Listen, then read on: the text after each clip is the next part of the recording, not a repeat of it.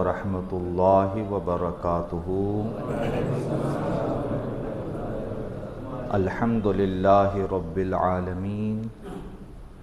والصلاة والسلام علی سید الانبیاء والمرسلین وعلی آلہ واصحابہ اجمعین، اما بعد فاعوذ باللہ من الشیطان الرجیم، بسم اللہ الرحمن الرحیم۔ فاللہ خیر حافظا وہو ارحم الراحمین۔ آمنت باللہ صدق اللہ العظیم۔ بیان کو شروع کرنے سے پہلے حصول برکت کے لیے اور حصول اخلاص و محبت کے لیے آئیے ہم اور آپ سب مل کر ہمارے پیارے آقا حضور تاجدار مدینہ صلی اللہ تعالی علیہ وآلہ وسلم کے بارگاہ بے کس پناہ میں محبت کے ساتھ اور ادب و احترام کے ساتھ درود شریف کا ہدیہ پیش فرمائیں۔ اللہم صلی علی سیدنا و مولانا محمد وعلی آلہ سیدنا و مولانا محمد وبارک وسلم، صلاۃ و سلام علیک یا سیدی یا حبیبی یا آقائی یا مولائی یا رسول اللہ صلی اللہ تعالی علیہ وسلم۔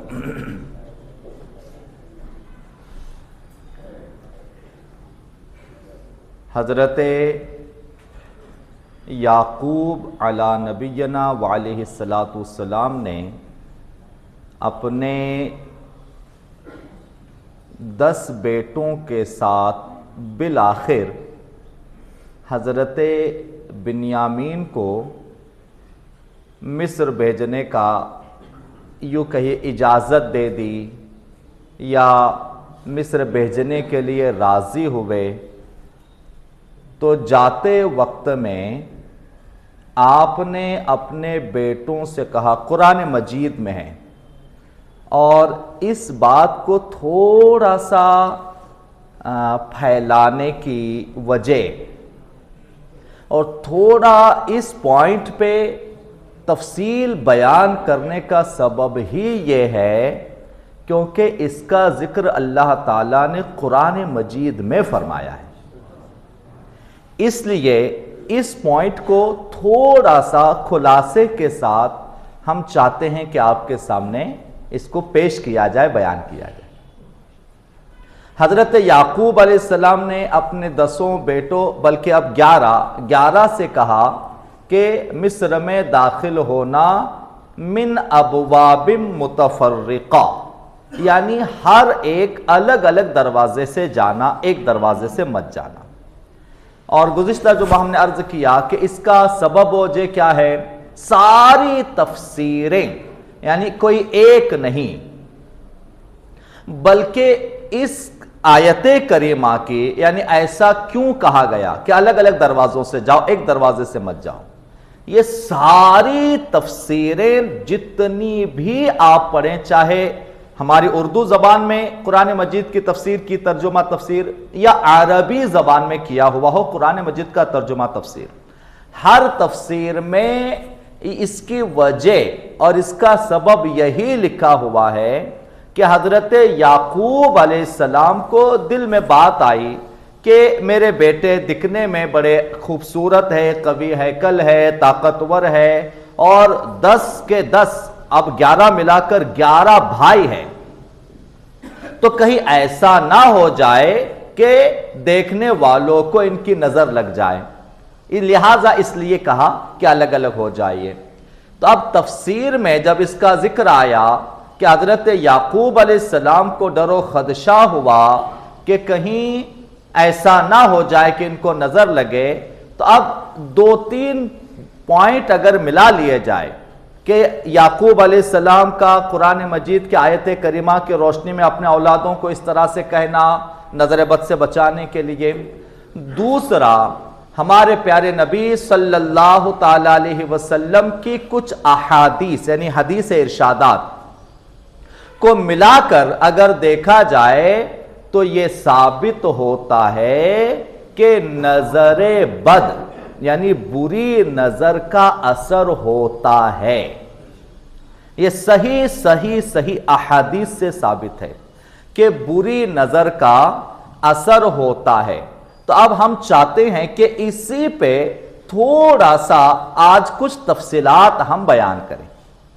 تو آئیے اللہ کی رحمتوں کا نزول ہو جائے، ہمیں اخلاص کی دولت مل جائے اور اللہ کی رحمت سے ہم گناہگاروں کی بخشش کا کوئی سامان ہو جائے۔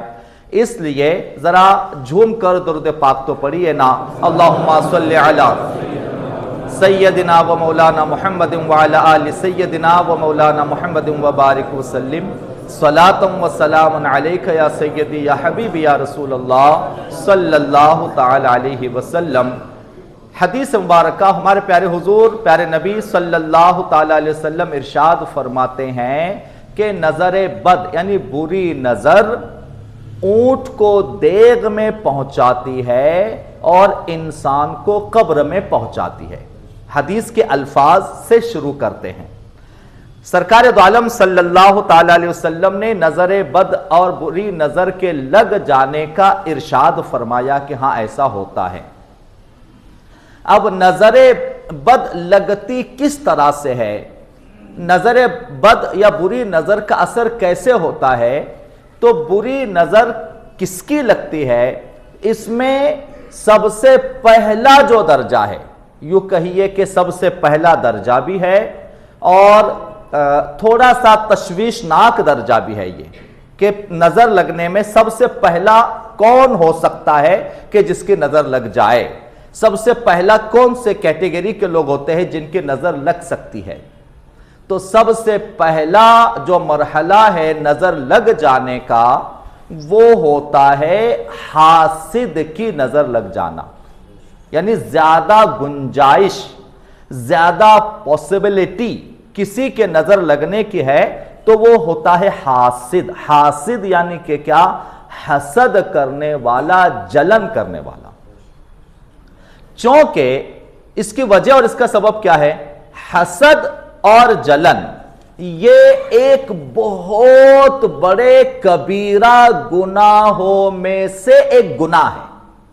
اچھا، حسد کسے کہتے؟ پہلے اس کی تعریف ہم نے شاید 2-4 سال پہلے سوچا تھا کہ حسد کے اوپر ایک ٹاپک ہے لمبا، وہ بھی انشاءاللہ ہم نے سوچا تھا 2-4 سال پہلے، لیکن اتفاق سے وہ موقع نہیں آیا کہ حسد کے اوپر ایک 2-4 جمعہ بیان کیا جائے، اتفاق سے نہیں آیا۔ کبھی انشاءاللہ موقع آئے گا تو ضرور اس کو ڈیٹیلز میں تفسیر میں بتائیں گے انشاءاللہ۔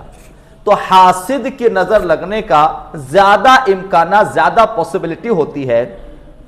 اچھا، حسد کسے کہا جاتا ہے اس کو سمجھے۔ حسد یہ گناہوں میں بہت بڑا گناہ ہے، بہت بڑا گناہ ہے حسد۔ حسد کا معنی کیا ہے؟ حسد کی تعریف کیا؟ حسد کسے بولتے ہیں؟ سنیں، حسد اسے کہا جاتا ہے کہ کوئی ایک بندہ، کوئی ایک انسان کسی دوسرے بندے کی کوئی اچھائی، نعمت، کوئی بھی نعمت اس کی ہو سکتی ہے، کوئی بھی اس کی اچھی ہو سکتی ہے، کوئی بھی اس کی خوشی ہو سکتی ہے۔ تو کوئی ایک بندہ کسی دوسرے بندے کی اچھائی، اس کی نعمت اور اس کی خوشی کو دیکھ کر دل میں یہ خیال کرے یا دل میں یہ سوچے یا دل میں یہ ارادہ کرے یا دل میں اس کا یہ کیا کہتے ہیں نیت اس کی یہ ہو کہ اس کی یہ جو اچھائی ہے، اس کی یہ جو نعمت ہے، اس کی یہ جو خوبی ہے، اس کی یہ جو خوشی ہے، یہ چلی جائے، ختم ہو جائے اور اس کی یہ خوشی، یہ نعمت یہ مجھے مل جائے۔ یاد رکھے، اس میں ایک ڈیفرنٹ ہے بہت بڑا، حسد میں اور یوں کہیے کہ رشک میں ایک بہت بڑا ڈیفرنٹ ہے۔ وہ کون سا؟ حسد وہ کہ یہ چاہنا کہ جس کی یہ نعمت ہے، جس کی یہ خوشی ہے، اور وہ جو نعمت ہو سکتی ہے نا، جو نعمت یا اس کی اچھائی، خوبی جس کے بارے میں سامنے والا دیکھ کے حسد کر رہا ہے، جل رہا ہے، یہ کوئی بھی نعمت ہو سکتی ہے، کوئی بھی، یعنی کسی کے اچھے مال و دولت و کاروبار کو دیکھ کر بھی حسد ہو سکتا ہے، کسی کے حسن و جمال کو دیکھ کر بھی حسد ہو سکتا ہے، کسی کے اچھے گھر پریوار کاروبار کو دیکھ کر بھی حسد ہو سکتا ہے، کسی کے قیمتی اچھے کپڑوں دیکھ کر بھی حسد ہو سکتا ہے، کسی کا اچھا کاروبار کارخانہ مشین دیکھ کے بھی حسد ہو سکتا ہے، کسی کی اچھی خوبصورت بیوی دیکھ کر بھی حسد ہو سکتا ہے، کسی کے اچھے اولاد فرما بردار نیک سیرت اچھی اولادیں دیکھ کر بھی حسد ہو سکتا ہے، کسی کی اچھی ویل سیٹل فیملی دیکھ کر بھی حسد ہو سکتا ہے، حسد کسی کی اچھی خوبصورت مہنگی گاڑی دیکھ کر بھی حسد ہو سکتا ہے، کوئی بھی چیز پہ حسد ہو سکتا ہے، نظر لگنے کے لیے، نظر بد کے لیے کوئی بھی چیز سے حسد ہو سکتا ہے۔ تو اب حسد اور دوسرا ایک رشک کہتے جو گناہ نہیں، حسد گناہ ہے، رشک گناہ نہیں۔ تو اب حسد اور رشک میں ڈیفرنٹ کیا ہے، اس میں فرق کیا ہے، اس کو سنیں۔ حسد جو گناہ ہے وہ یہ کہ یہ سوچنا سامنے والے کا، یہ خیال کرنا کہ اس کی یہ چیز جو ہے، اس کی جو خوشی ہے، اس کی جو ترقی ہے، اس کی جو کامیابی ہے، اس کی جو نعمت ہے، یہ اس سے چھن جائے، یہ اس سے چھن جائے اور یہ مجھے مل جائے، تو یہ ہے حسد۔ لیکن جو دوسری چیز ہے جو کہ گناہ نہیں ہے وہ کیا ہے کہ کوئی انسان دیکھے کسی کی اچھائی، کسی کی خوبی، کسی کی نعمت کو دیکھے، لیکن دل میں یہ نیت و ارادہ نہ کرے کہ اس کی چھن جائے، یہ نیت و ارادہ نہ کرے کہ اس کی چھن جائے، مگر یہ سوچے کہ مجھے بھی ایسی نعمت مل جائے، یہ گناہ نہیں ہے، یہ گناہ نہیں ہے، یہ گناہ نہیں ہے۔ گناہ صرف یہ کہ یہ سوچنا کہ یہ نعمت اس کی خدا کرے کہ چھن جائے، ختم ہو جائے، جب خبر آئے گی نا کہ اس کی نعمت چلی گئی اندر سے خوشی محسوس کروں گا، تو ایسا یہ حسد ہے، اور حسد یہ گناہ ہے، اور سب سے پہلا درجہ جو نظر بد کے لگنے کا ہوتا ہے یہ حاسد کی نظر، یعنی زیادہ تر جو نظر لگ جاتی ہے وہ حسد کرنے والے کی نظر لگتی ہے۔ اسی لیے ہمارے بزرگوں صوفیاء نے ہمیں تعلیم دیتے ہوئے متعدد جگہوں پہ یہ فرمایا ہے، اسی لیے اپنی نعمتوں کا، یعنی اپنے جو بھی اللہ نے ہم کو نوازا ہے، اپنی نعمتوں کا بے جا بغیر ضروری بولتے ہیں نا بلا وجہ اپنی نعمتوں کی نمائش کرنے کو بھی منع فرمایا ہے، یعنی اپنی نعمتوں کی نمائش کو بھی منع فرمایا ہے۔ اور جو اس کی تفصیلات ہے اس میں لکھا ہوا ہے، کبھی کبھی کسی آدمی کو عادت ہوتی دیکھیے کہ جب وہ کسی جگہ پہ جاتا ہے، شادی بیاہ کا موقع ہو یا یوں کہیے کہ ایک عام پبلک پلیس میں، یعنی عام جگہوں پہ کسی کو ایسی عادت ہوتی ہے کہ کوئی خرچہ کرتا ہے پیسہ، چاہے آتے جاتے ہو ہوٹل میں ہو، رشتہ دار دوست احباب کسی جگہ پہ خرچہ کرتا ہے، تو وہ پیسہ دینے کے لیے، سامنے والے کو پیسہ دینے کے لیے پوری نوٹ کی گڈی نکالتا ہے، اس میں سے ایک نکال کے دیتا ہے۔ یہ جو چیز لکھی ہے آپ کے سامنے عرض کر رہے ہیں ہم، یعنی نعمتوں کو چھپانا کس طرح سے ہے کہ پوری نوٹ کی گڈی نکالتا ہے، اس میں سے ایک چیز، ایک نوٹ نکال کر سامنے والے کو دیتا ہے۔ ہمارے بزرگوں نے اس چیز سے بھی منع فرمایا ہے،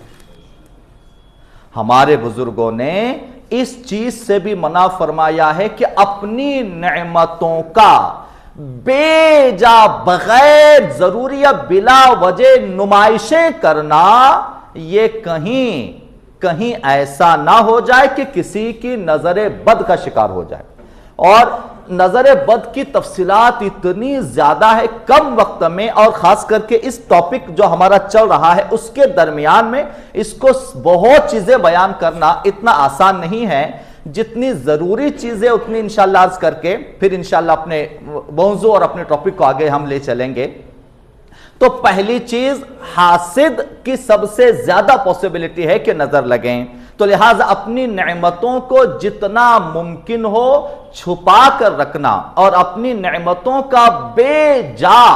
بغیر وجہ بلا وجہ نمائش کرنے کو منع کیا ہے۔ آگے انشاءاللہ وہ بھی عرض کریں گے کہ بچنا کیسے ہے، انشاءاللہ آگے وہ بھی انشاءاللہ ہم عرض کریں گے۔ دوسری چیز، پہلی نظر لگنے کی زیادہ امکانات، حاسد کی نظر لگنے کا زیادہ امکان ہوتا ہے۔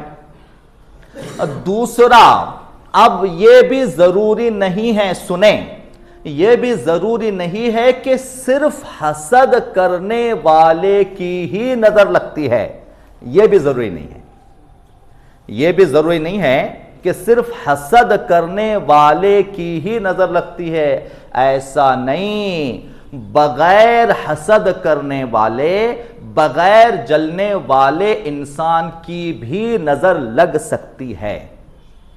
اور آپ حیران ہو جائیں گے سن کر کہ نظر صرف حسد کرنے والے کی ہی نہیں، نظر محبت کرنے والے کی بھی لگ سکتی ہے۔ نظر صرف حسد کرنے والے کی نہیں، نظر محبت کرنے والے کی بھی لگ سکتے، یہاں تک کہ تفصیلات میں لکھا، یہاں تک کہ نظر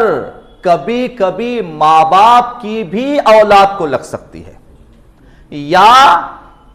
کبھی کبھی نظر خود کی بھی خود کو لگ سکتی ہے، کبھی کبھی نظر خود کی بھی خود کو لگ سکتی ہے۔ لہذا نظر لگنے کے لیے یہ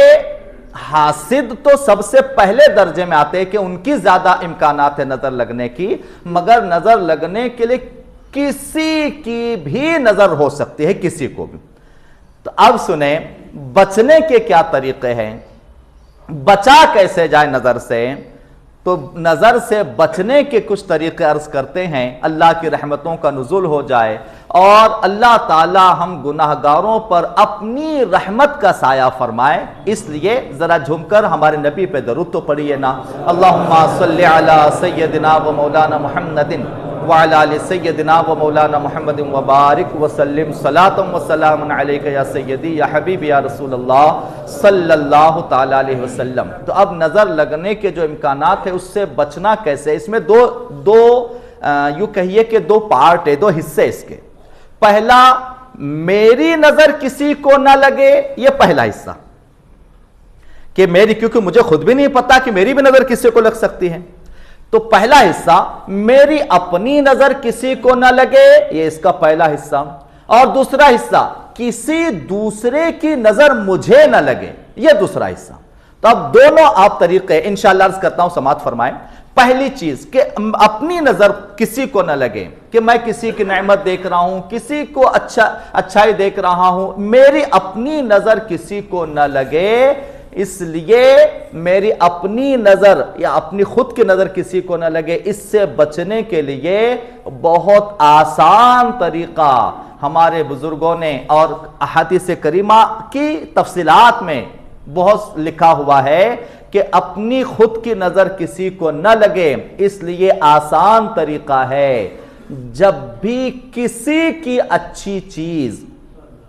یا جب بھی کسی کی اچھی نعمت یا جب بھی کسی کی کوئی اچھائی کو دیکھے تو اپنی زبان سے فوراً کہے ماشاء اللہ۔ آسان طریقہ، آسان ذریعہ، میری نظر کسی کو نہیں لگنی چاہیے،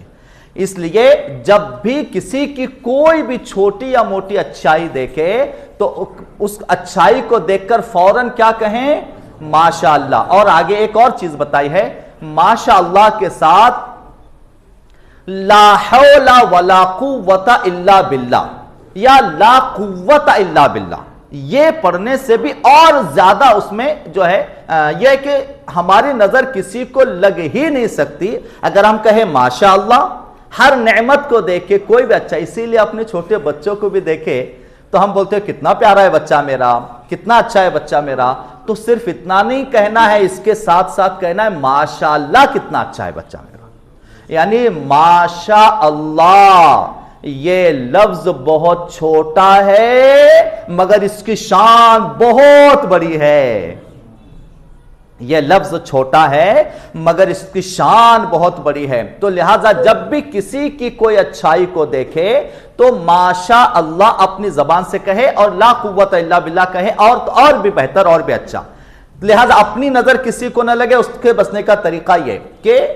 ماشاء اللہ ہر بات، ہر چیز کو دیکھ کے ماشاء اللہ کہنا ہے، ہر چیز، یہاں تک کہ آپ حیران ہوں گے، ہم نظارے دیکھنے جاتے ہیں نا، نظارے، پہاڑ دیکھتے ہیں،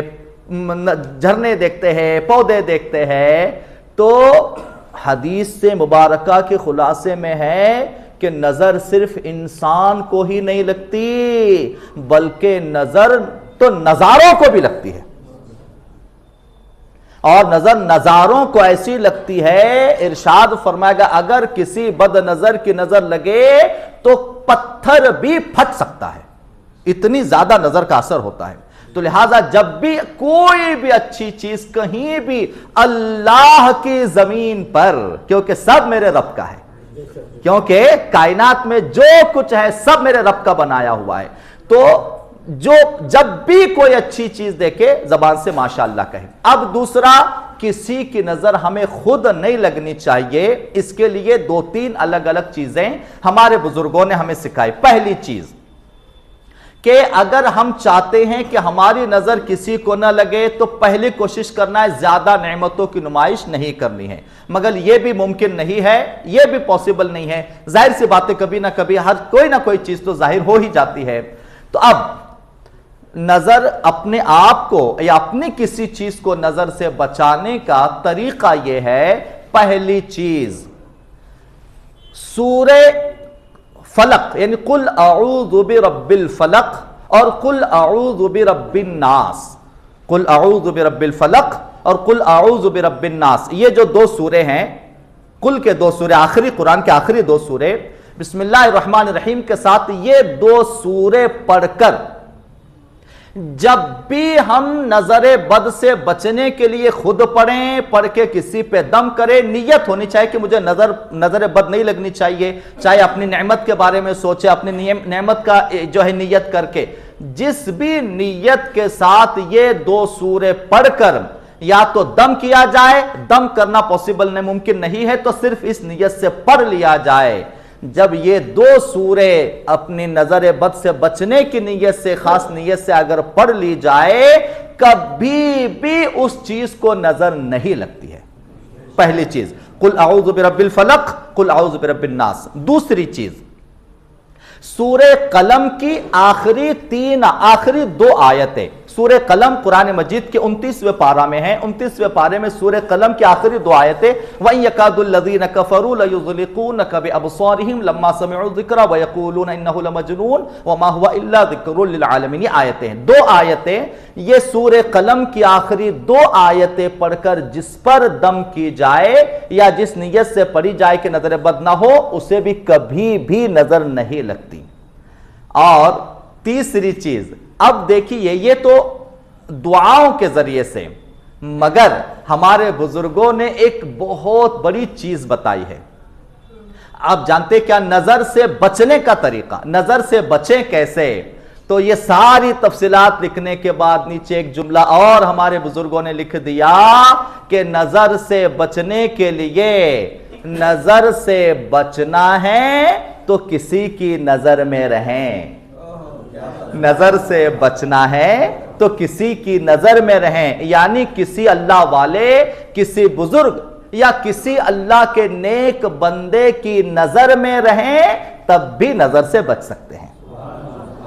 اور ایک چیز اور بھی، 2 منٹ کا وقت لیں گے ہم، جیسے کہ ہم نے دیکھا نظر سے بچنے کے لیے بچوں کو کالا ٹیکا لگایا جاتا ہے، تو کیا کالے ٹیکے سے بھی نظر سے بچا جا سکتا ہے؟ یہ بس ایسی واحد چیز ہے؟ نہیں، یہ بچوں کو جو کالا ٹیکا لگایا جاتا ہے یہ بھی ہمارے اسلام اور ہماری یہ کہیے کہ اسلامی قرآن و حدیث سے اور بزرگان دین کے اقوال سے، بزرگان دین کے اقوال سے یہ چیز ثابت ہے کہ ہاں اگر بچوں کو کالا ٹیکا لگایا جائے تو اس سے بھی نظر سے بچ سکتے ہیں، یہ ہمارے بزرگوں کے اقوال میں۔ اور ایک چیز ہے، جیسا کہ ہم نے ہمارے گھروں میں بچپن میں دیکھا ہے کہ نظر اتارنے کے لیے ہمارے گھر کے بوڑھے بڑے وہ مرچیوں کو لیتے ہیں اور مرچیوں کو اتار کر جلاتے ہیں، تو کیا یہ ہمارے بزرگوں کے اقوال سے ثابت ہے؟ جناب جی ہاں ثابت ہے، جناب جی ہاں ثابت ہے۔ نعیم الدین مراد آبادی علیہ الرحمٰن نے اپنے تفصیلات میں لکھا ہوا ہے کہ یہ بھی نظر سے بچنے کا طریقوں میں سے ایک طریقہ ہے کہ اگر کسی کو نظر لگ جائے، نظر اتارنے کے لیے بتائے، نظر اتارنے کے لیے کہ وہ طریقہ یہ ہے کہ 7 مرچیاں لی جائے، جس کو نظر لگنے کا اندیشہ ہے، خوف ہے کہ جس کو نظر لگی ہوگی اس کو سامنے رکھا جائے اور 7 مرچیاں لی جائے۔ پورا طریقہ بتاتا ہوں، سماعت فرما لے۔ 7 مرچیاں لی جائے اور 7 مرچیوں کو ہر بار بسم اللہ الرحمن الرحیم پڑھ کر 7 مرتبہ جسم سے اتارنا ہے۔ کیسے؟ پہلے 3 مرتبہ سیدھی طرف سے، یعنی اوپر سے نیچے تک اس کو گھمانا ہے جیسے، پھر 3 مرتبہ لیفٹ سائیڈ میں، الٹی سائیڈ میں اوپر سے نیچے تک گھمانا ہے، پھر 1 مرتبہ سامنے کے سائیڈ میں سر سے نیچے تک گھمانا ہے اور ان مرچیوں کو کوئلوں میں ڈال دینا ہے، جلتے کوئلے میں۔ اب لکھا ہوا ہے کہ جلتے کوئلے میں اگر ان کو ڈال دیا جائے، اگر ان مرچیوں میں جیسے ہوتا ہے نا، مرچیاں کوئلے میں ڈالنے کے بعد ایک دھواں اٹھتا ہے، دھواں اٹھنے سے ایک کھانسی آ جاتی ہے اور ایک جو ہے اس کا ٹھسکا آتا ہے، جیسے ہمارے مہاراشٹری بھاشا میں اس کو بولتے ہیں ٹھسکا آ جاتا ہے۔ تو اگر ٹھسکا آ گیا تو سمجھ لینا کہ نظر نہیں تھی، یعنی نظر نہیں تھی۔ اور اگر ٹھسکا نہیں آیا، یعنی آگ میں مرچیاں ڈالی، کوئی زیادہ دھواں نہیں اٹھا، یا اس کا دھواں سے مراد دھواں تو نکلے گا ظاہر سی بات ہے، لیکن اس میں ٹھسکا نہیں آیا، یعنی اس کا کوئی کھانسی اثر کچھ بھی نہیں ہوا، تو سمجھ لینا نظر ہے۔